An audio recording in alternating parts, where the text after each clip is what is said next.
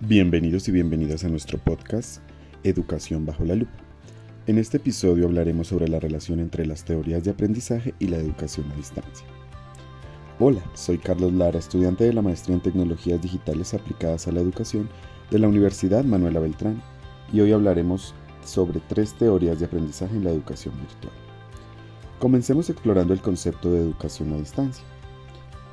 Según la Asociación de Comunicación y Tecnología Educativa, se define como, abro comillas, una experiencia planificada de enseñanza-aprendizaje que utiliza una amplia gama de tecnologías para lograr la atención del estudiante a distancia y está diseñado para estimular la interacción y la verificación del aprendizaje sin mediar un contacto físico, cierro comillas. Además, teniendo en cuenta el especialista en educación a distancia Michael Simmons, él destaca 2 diferencias claves entre la educación tradicional y la educación a distancia. Primero, la oportunidad de aprender sin importar la ubicación, y segundo, la flexibilidad de horarios para estudiantes y maestros. Esta modalidad ofrece una gran oportunidad para aprender y ha generado un extenso desarrollo y también ha generado una investigación más profunda para hacerla más práctica y que llegue a muchas más personas. Ahora profundicemos en 3 teorías que fundamentan el aprendizaje en la educación a distancia. En primer lugar, tenemos la teoría de la autonomía y la independencia.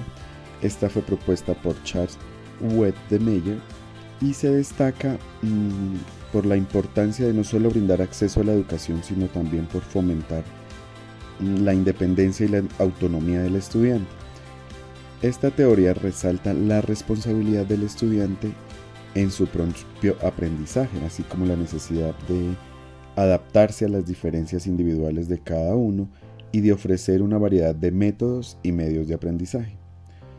La autonomía particularmente se presenta como una competencia metacognitiva que permite al estudiante autorregular su aprendizaje, haciendo uso óptimo de los recursos con los que cuenta.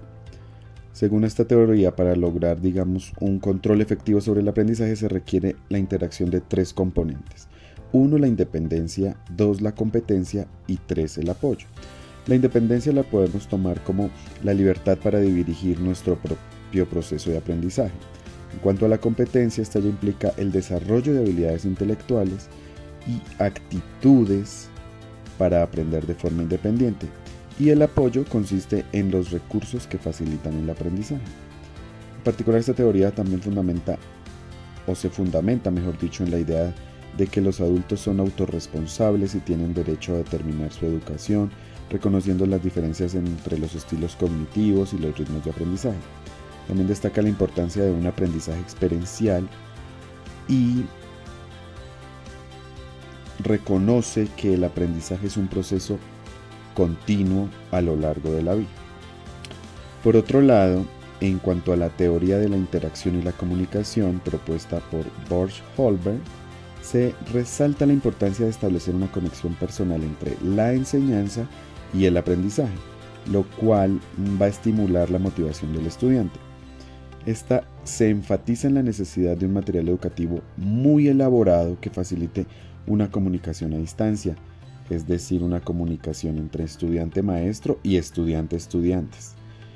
Holberg destaca que el gusto por el estudio y la motivación son elementos claves para alcanzar las metas educativas y que el uso adecuado de métodos de enseñanza favorece este proceso.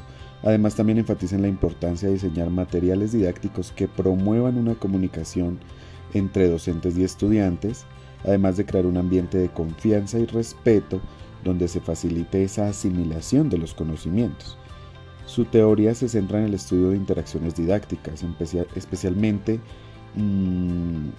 a través de diversos medios y materiales educativos.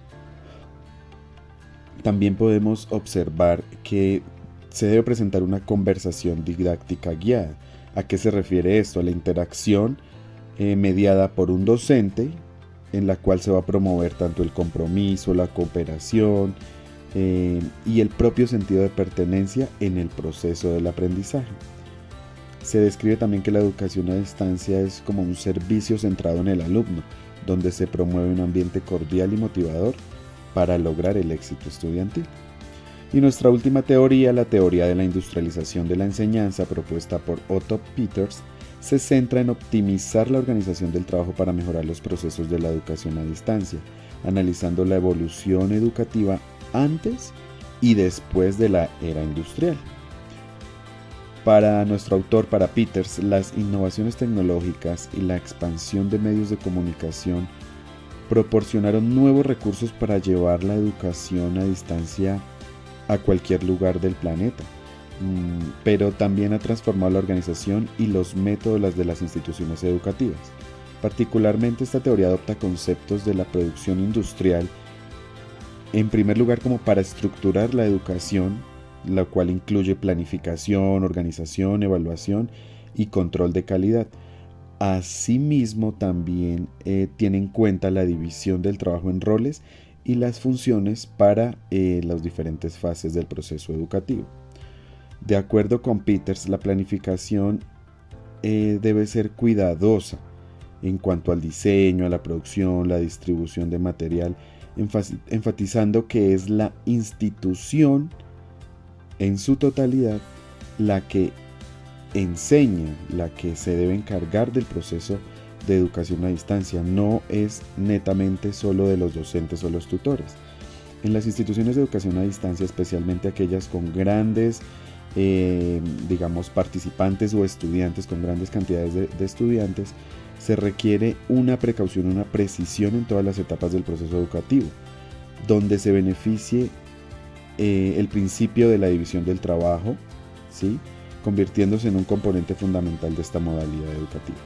La enseñanza a distancia se considera una forma industrializada de impartir conocimientos, habilidades y actitudes mediante la aplicación de división de trabajo y el uso de medios tecnológicos, hace esa combinación.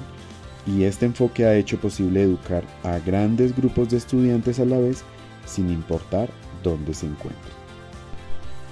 Para concluir el capítulo de hoy, entonces, recordemos que la teoría de la autonomía y la independencia enfatiza la capacidad del estudiante para establecer su propio ritmo de aprendizaje, desarrollar sus actividades, crear un entorno propicio para su estudio y participar en un proceso de enseñanza más individualista que permita una separación física entre profesores y alumnos, pero basada en una variedad de materiales y medios de aprendizaje. En cuanto a la teoría de la interacción y la comunicación, recordemos que se enfoca en la importancia de las relaciones personales y afectivas entre profesores y estudiantes, así como la creación de un ambiente propicio para el aprendizaje, donde la comunicación efectiva y la realimentación constante son elementos claves para el éxito educativo.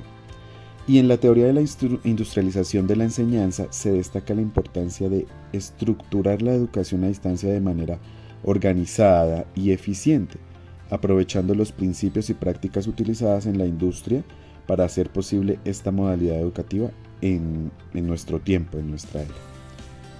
Es así como estas teorías nos enfrentan a un desafío. Es difícil destacar, alguna de las tres, ya que todas tienen fundamentos o principios sólidos sobre cómo se adquiere el conocimiento. Lo ideal es enfatizar en el desarrollo integral y armonioso de los estudiantes a través de la creación de aprendizajes significativos.